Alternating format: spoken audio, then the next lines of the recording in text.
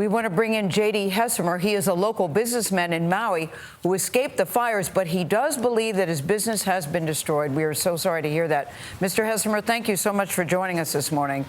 You know, it's another thing to sit here in New York and watch these pictures, but you were there and you were seeing it up close and personal. We are so sorry what we're seeing. It's hard to imagine. Take us through what happened to you and what you saw. I actually was extremely lucky, and I drove into Lahaina early in the morning, and the winds were just getting out of control.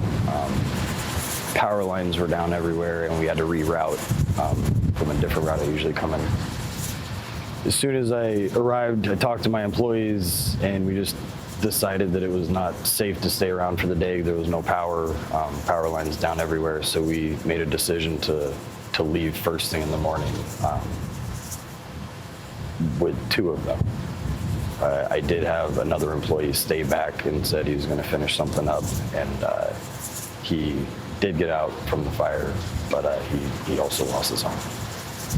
J.D., what is your business? We heard the mayor say that the whole town, the whole city is destroyed. Is that the case?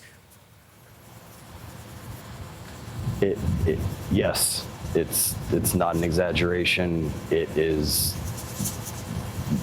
You can't imagine even from the pictures. It's everything is gone. There's nothing left. JD, it's hard for us to comprehend because we're seeing these after photos, but me personally, I've never been to that town before. Can you talk about what it was like before this fire and then what you feel when you see the contrast with the pictures and the images coming in today?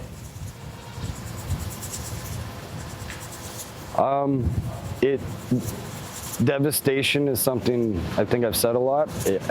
I don't think it's the correct word because it's beyond that.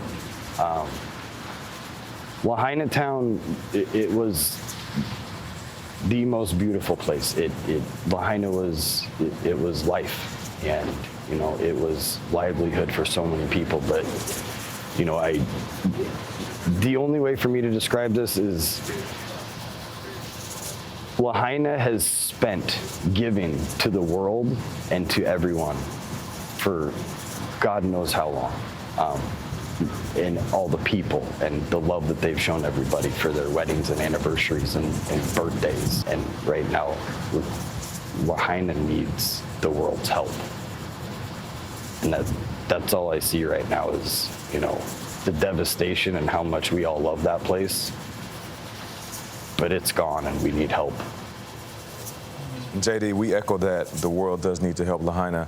I want to ask you about an evacuation notice. There are some people saying that they never received one. Did you or anyone you know receive an evacuation notice to get out? I received nothing at no point in time. I got nothing on my phone. It was a decision that I made in the morning with my employees, and we saw the wind and just thought it was not going to be safe driving on the road, so we decided to leave. Wow. But nobody was, from what I saw, I didn't get any phone alert. There was nothing. Nobody told us to go anywhere. I know right now many people are in a state of shock, and I think people are not really sure what to think, what to do at this point. But are you even thinking about rebuilding there? My immediate answer is yes, absolutely yes. These people will rebuild, and it is an amazing community. But right now, what they need is they need time. They need time to grieve, and they need time to process. And you know, that's what we all need here. Is we need a little kindness, we need some help, but we also need some time. A little kindness would go a long way. J.D. Hessemer, thank you so much.